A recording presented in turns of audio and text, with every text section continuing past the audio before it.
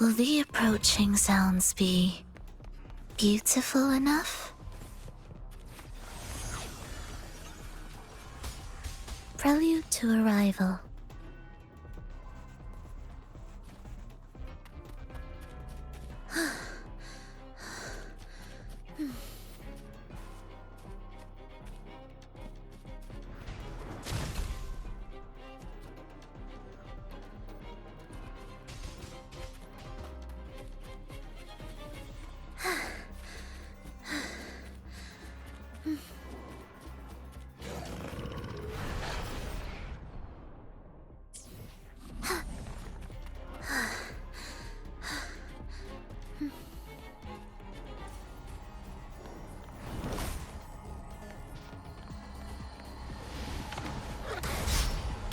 Ictus, ready.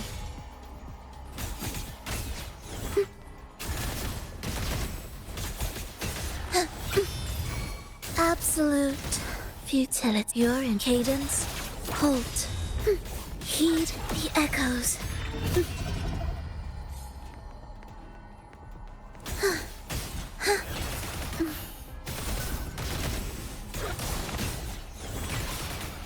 Thus you fall. We wither together.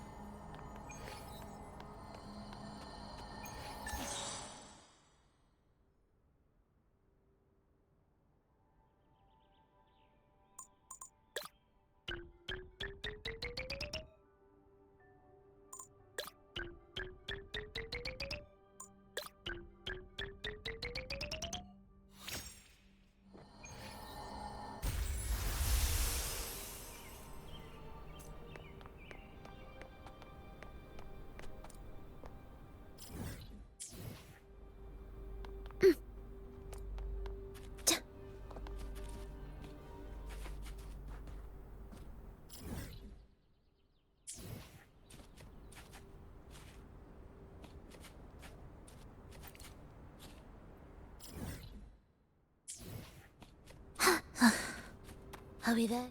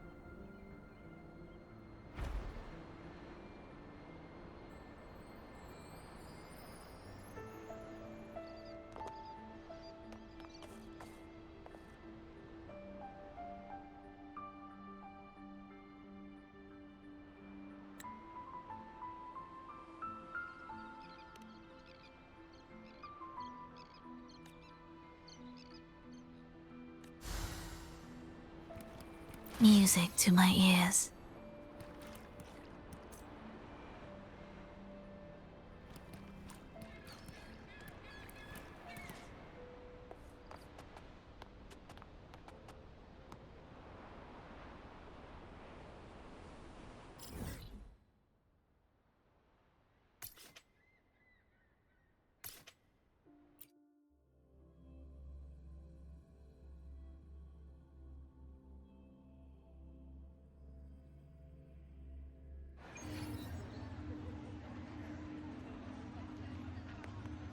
When I grow up, I'll be the Are we there strongest yet? gladiator. Try this art form, endorsed by Lupa herself.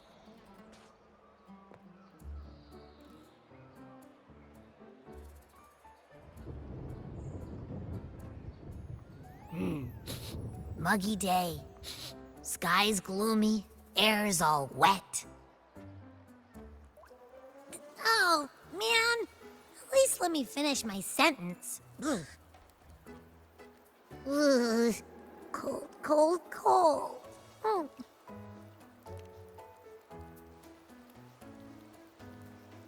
All right. I'm famished. We barely had a bite sprinting all the way here from Raguna. Whoa! Pinch me! This is a feast and a half!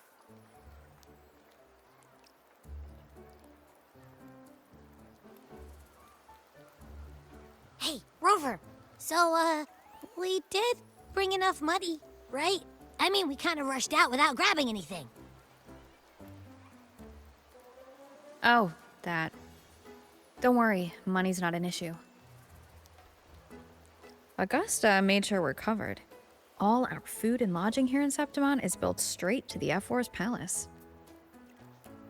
But I think the owner might have overdone it a little. Ha! Better get used to it. You're the champ of the Great Aegon. And you know me. If food's on offer, I'll be a scoffer. Yeah, no leftovers, guaranteed.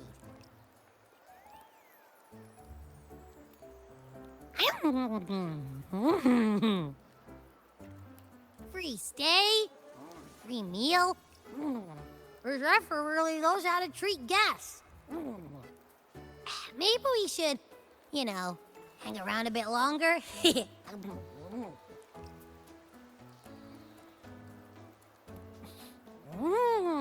This smells amazing!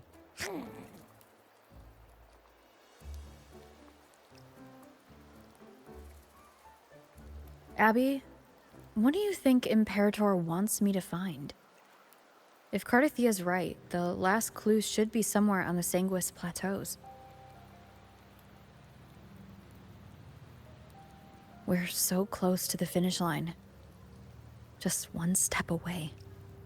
But our pace has slowed. Relax. We're already back in Septimon. What's the rush? I remember Lupa said there's this weird blight cloud hanging over the Sanguis Plateaus.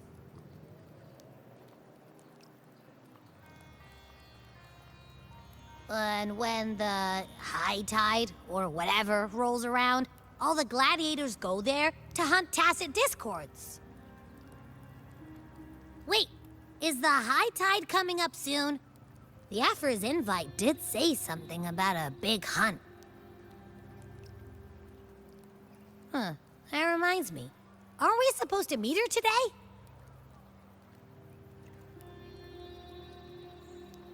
A messenger came this morning. Augusta is dealing with an emergency, so our meeting's postponed. Looks like it'll be a while. An unexpected change. It's throwing everything off course. I don't like the feel of it. And why me for this hunt? If it's about the Great Aegon, the messenger said none of the other gladiators were invited.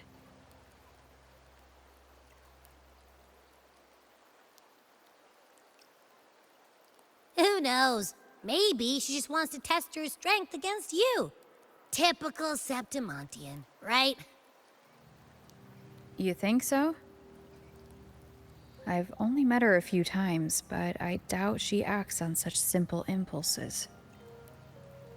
And as the Ephor, can she really thoughtlessly do whatever she wants? Guessed from afar, you possess eyes as clear as crystal. But what troubles you so that eyes once bright as the highland sky now darken with rolling clouds?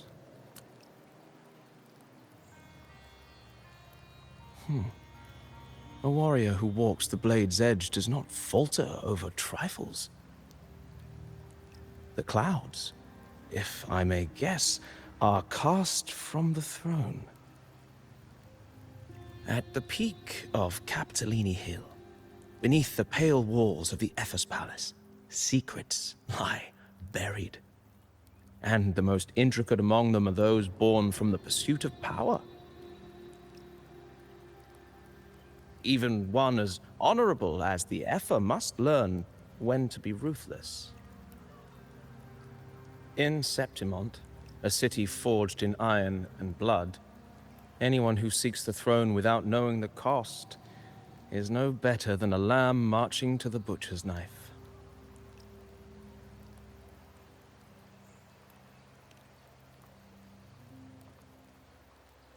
I am Nestor, a traveling poet.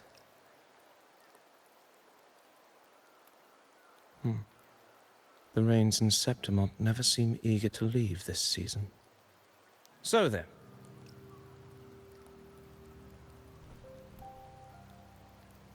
If you are curious about the Ephor, then allow me to say that nothing would honor me more than to offer even a modest service to the champion of the great Aegon. Wait, how do you know she's the champion? And all that stuff about the Ephor, too? Oh, your eyes. Were we talking too loud? To see and to hear are but two of the many ways to perceive. Trusting the senses is a habit, a natural expedience, but not the only option. Truth be told, I've been gathering inspiration for my next epic, and its protagonist is none other than Augusta, the Ephor of Septimont. That's why I speak of her with some familiarity. I have a feeling your tale with her will soon be written. And knowing more about those who walk alongside you is rarely without its benefits.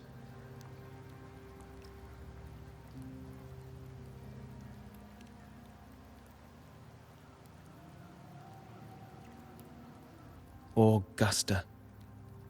A girl of humble birth, a resonator of modest talent, a commoner without noble patronage. And yet, from the den of wolves that is Septimont City, she rose and eventually claimed her place. Just like the burning sun was once a cloud of dust.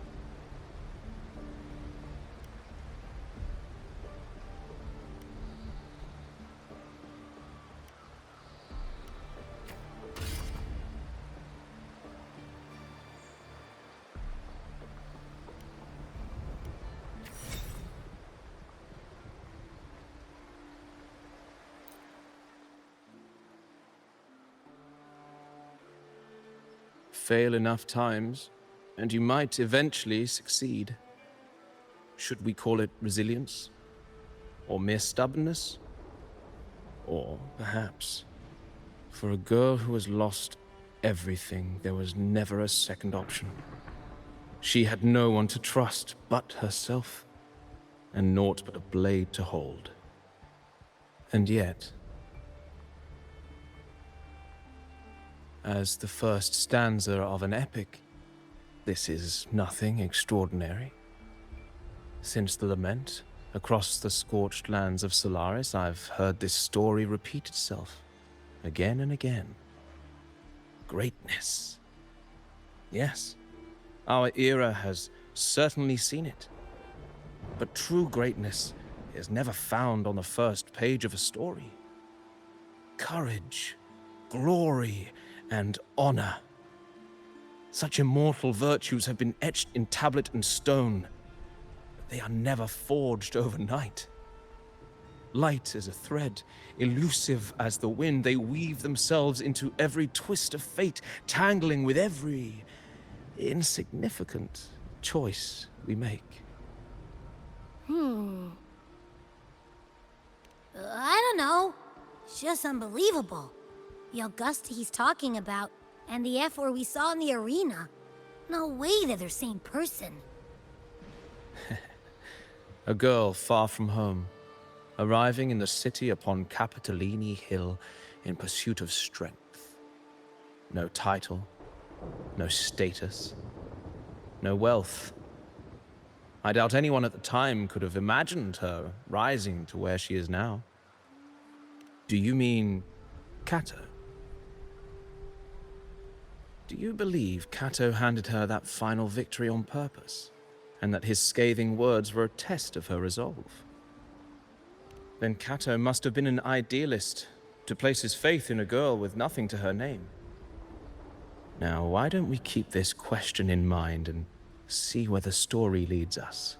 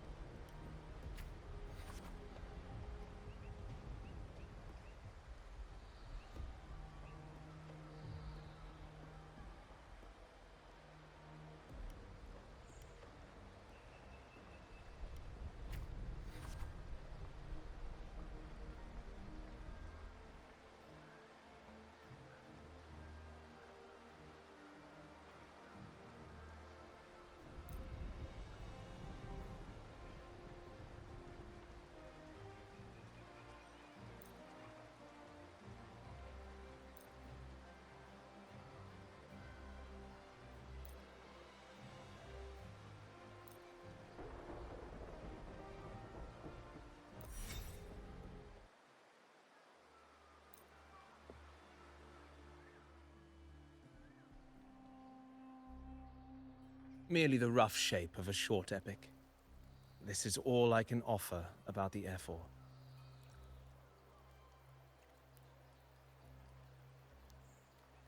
Now, as a listener, what do you make of my narration?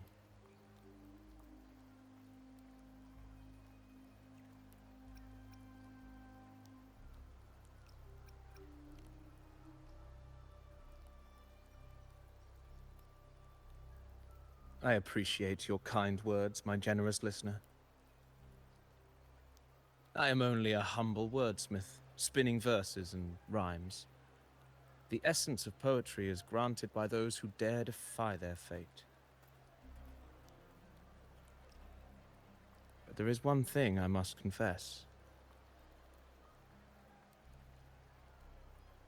Through my words, your knowledge of the Ephor is partial, at best. Poetry can only offer a glimpse of the true story, the reality of people, events, and things slips beyond the grasp of words. I do not belong in the pages of the epic, so I remain confined to the observer's gaze. I can imagine events and emotions unfold, but I cannot truly recreate them. Here's some advice for you, though I hesitate to call it such. If you want the truth of a story, step into it. Become part of it. The opportunity stands before you now. As I've said, the tale between you and Augusta, the hero of Septimont, is only now turning its next page.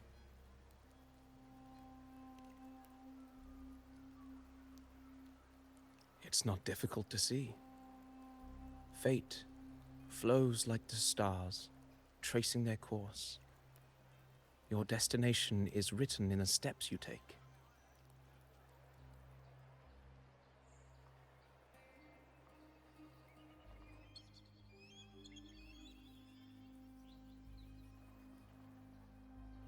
The rain is passing. I hear it ceasing its symphony upon the earth.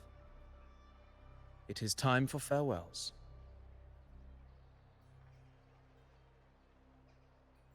Before I leave, may I ask you one last question? What is it that has lifted Augusta to the seat of power? What is it that makes a ruler?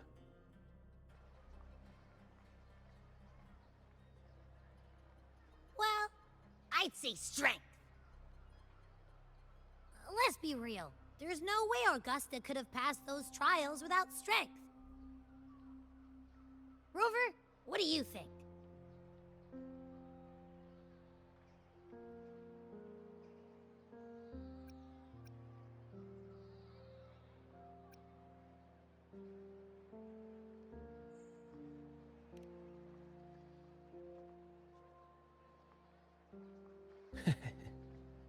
You needn't rush to answer now. Keep it in mind as you continue your journey. When the final chapter is written, the answer will reveal itself.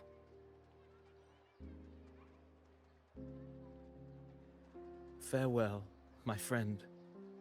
Our paths crossed by fate and by chance.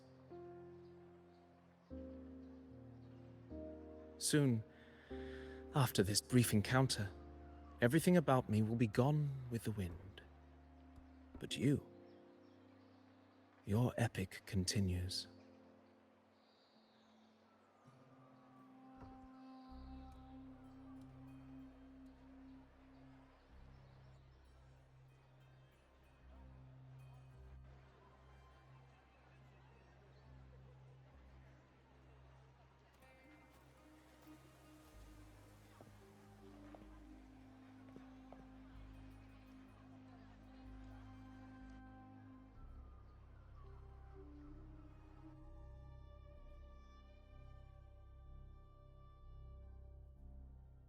Your Excellency, you have indulged her too much.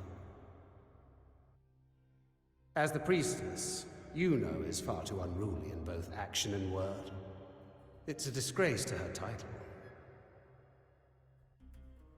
Indeed. She entered the palace unannounced, uninvited, and with no decorum. A blatant affront to the authority of the palace. Same as always. Senators, all she crossed was a doorway. One too insignificant to carry the weight of our authority, or defend anyone's fragile pride. Let us not forget, it is not the walls of Capitolini Hill that command fear. It is my will, my sword, and our relentless conquest. I know your fear. You fear a priestess's voice drowning yours, and a rebel challenging the Senate's rules. But listen well. Power does not bow to sycophants, cowering behind their traditions. If you seek power, then step from the shadows. Face me, and prove yourself worthy.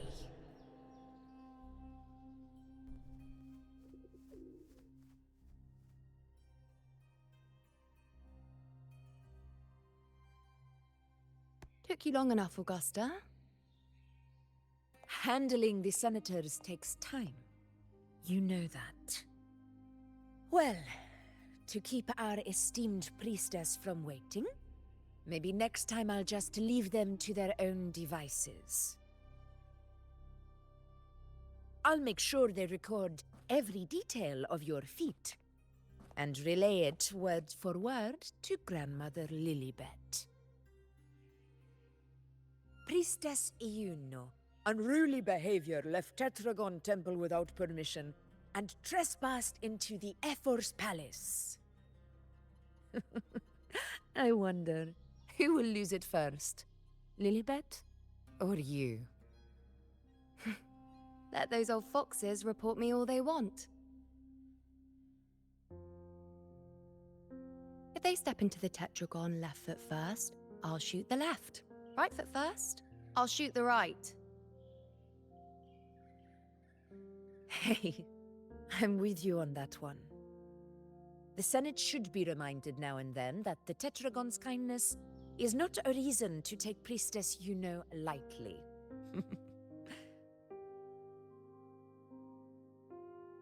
Why didn't you wait there? I had everything handled. We depart for the hunting ground tonight.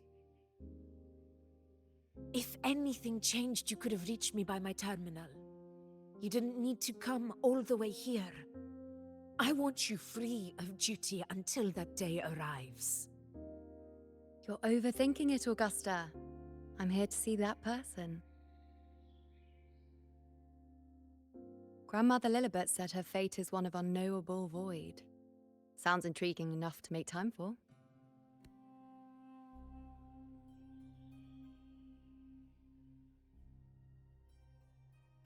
So that's it?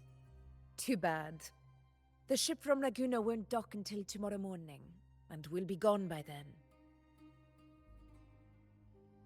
Ugh, what a hassle. Patience, you know. The warrior has accepted the invitation. So, you'll have plenty of time to meet during the hunt.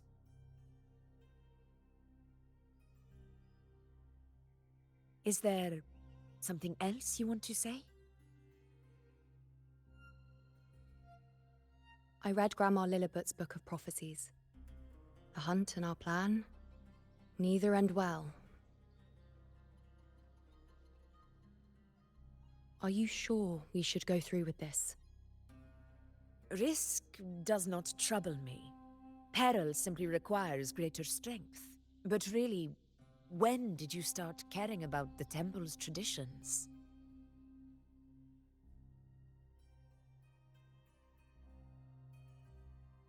O ye faithless of Septimont, the divinity is enraged. Should your ruler defy their will again, Doom shall be your fate.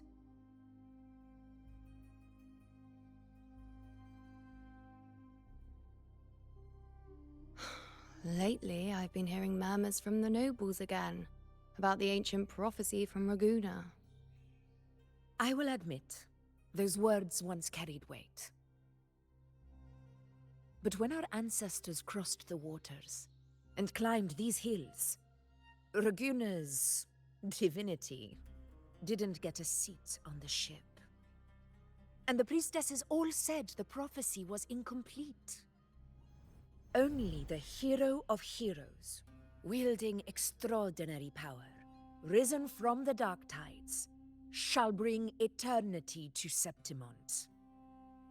Then shall the waters quiet, the tempest still, and glory return with the blood of the old king. Do not forget, this is the other half of the prophecy. Fabius, Attilius, Valeria, one after another, these heroes have saved Septimont from the brink of ruin. As long as a hero stands, no disaster can break this eternal city. What if this time is different? What if ruin is our fate? Then I will sever that fate with my blade.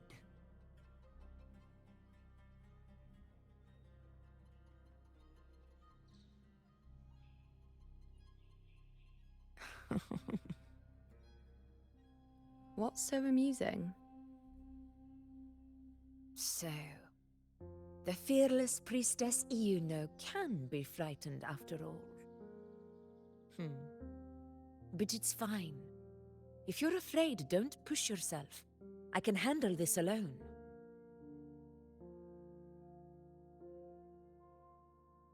Most revered priestess, wait for me in the temple. I shall return victorious. Frightened. Me? If anything, it's you, trying to shut me out and face it alone. Fine. Go ahead. You'll come back to me sooner or later. That I can't deny. I knew it. So you do need me for this hunt. Thank you. You know.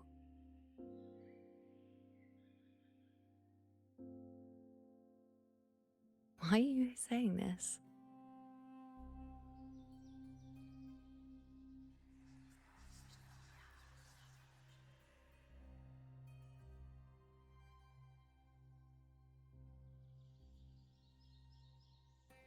The storm is coming.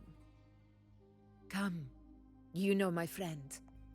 The best way to greet a storm is to walk straight into it.